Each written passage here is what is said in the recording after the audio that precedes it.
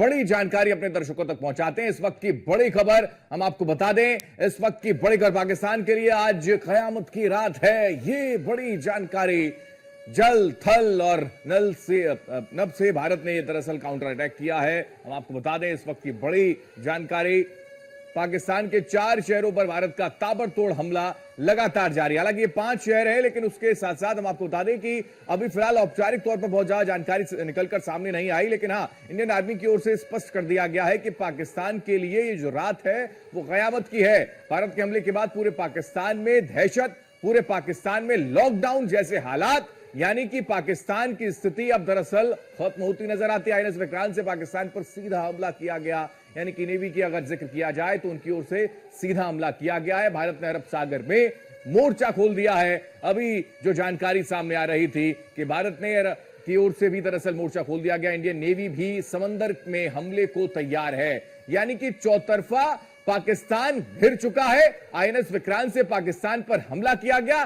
सूत्रों के हवाले से जानकारी है, भारतीय सेना जो है वो पाकिस्तान की सीमा में दाखिल है। 4 शहर एकदम रडार पर हैं। इंडियन आर्मी के शहबाज शरीफ ने इमरजेंसी मीटिंग इस बीच बुलाई है। यह बड़ा अपडेट है, शहबाज शरीफ के लिए मुसीबत है, पाकिस्तान के लिए आज कयामत की रात है।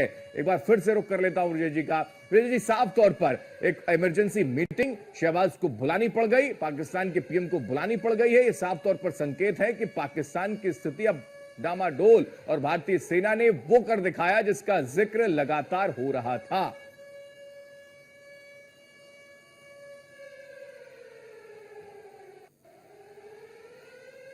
जिस तरीके से हमने चौतरफा अटैक किया, अभी जो खबर आ रही है मिग 29 ने उस आईएनएस विक्रांत से जो है कराची बंदरगाह में अटैक किया है, और कराची बंदरगाह के कई उसको ध्वस्त किया गया है। ताबड़तोड़ कराची बंदरगाह पर अटैक हुआ है। तो कराची पर हमने अब अरब सागर से हमला शुरू कर दिया। एक तरफ जहां लाहौर में, इस्लामाबाद में, सियालकोट में, पठानकोट में ये आप इधर से आपने जो है एयर अटैक किए हैं, वहीं आपने एयर अटैक आप इधर से अरब सागर से भी कर रहे हैं। लेकिन अरब सागर से जो एयर अटैक है वो कहीं ना कहीं मिग 29 से अटैक किया गया है। तो एक के बाद एक जो अटैक हो रहे हैं वो अपने आप में बेहद अहम है। ये सबसे बड़ी बात है, एक के बाद एक अटैक। अब मैं आपको जरा सा, अगर थोड़ा सा एक बार पहले मैं आपको इस बिल्कुल मैप को दिखाता हूं। अब देखिए, ये पाकिस्तान का इलाका है और ये भारत का इलाका है। इस पूरे मैप को अगर बहुत क्लोजली मैं कहूंगा जरा सा इसको क्लोज करें, आपको समझ में आएगा कि किस तरह ये इस्लामाबाद का इलाका है, ये इस्लामाबाद, ये रावलपिंडी का इलाका। इन दोनों इलाके पर एक साथ अटैक किए गए हैं। इस्लामाबाद और रावलपिंडी पर यहां पर अटैक किए गए हैं। लाहौर में यहां पर अटैक किया गया है, और यहां यही बस नहीं, बहावलपुर यहां पर भारत ने अटैक किया है एक साथ। ये कराची यहां पर अरब सागर से, चूंकि ये समंदर का रास्ता, ये यहां पर अटैक किया जा रहा है लगातार अरब सागर के उसमें। तो ये जो नक्शा है ये आपको बता रहा है कि किस तरीके से आपने आपका बहावलपुर 2, लाहौर 3, इसके साथ रावलपिंडी 4, ये जो सारे इलाके हैं यहां पर और इस्लामाबाद 5।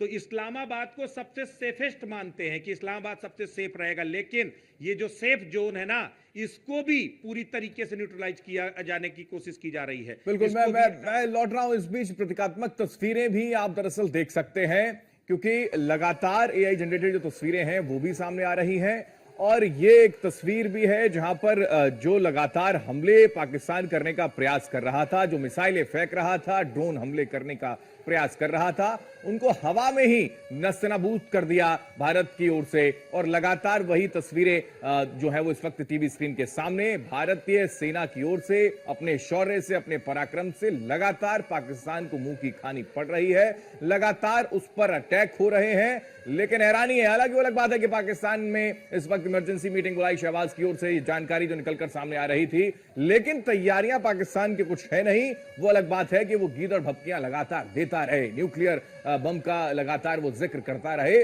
लेकिन ये स्थिति है नहीं। और यही वजह है कि लगातार इस तरीके की स्थिति है कि पाकिस्तान के लिए परेशानी बढ़ती नजर आती है।